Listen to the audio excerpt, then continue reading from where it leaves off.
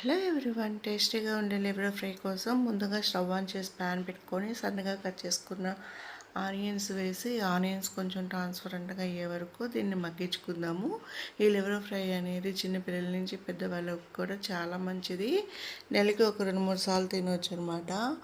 So ఇప్పుడు onions కొంచెం మగ్గిన తర్వాత 2-3 సార్లు శుభ్రంగా కడుక్కున్న లివర్ని వాటర్ని పిండేసి ఆనియన్స్ మిశ్రమంలో వేసి పావు టీ స్పూన్ పసుపు, పావు టీ స్పూన్ సాల్ట్ వేసుకొని ఒక 2-3 నిమిషాలు ఇలా కలుపుకోవాలి. ఇది ఐ ఫ్లేమ్లో పెట్టేసుకొని బాగా కలుపుకుందాము.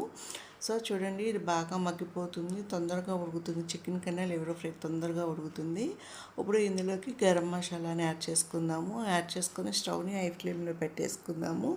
ఈ లివర్ ఫ్రై అనేది సాఫ్ట్గా మెత్తగా బాగుంటుంది. ఇప్పుడు గరం మసాలా యాడ్ చేసుకున్నాను కదా, గరం మసాలా యాడ్ చేసిన తర్వాత లాస్ట్లో కొంచెం కారం, కొత్తిమీర వేసేసుకొని స్టవ్ ఆఫ్ చేసుకుంటే ఎంతో టేస్టీగా ఉండే లివర్ ఫ్రై అనేది మనకి రెడీ అయిపోతుంది.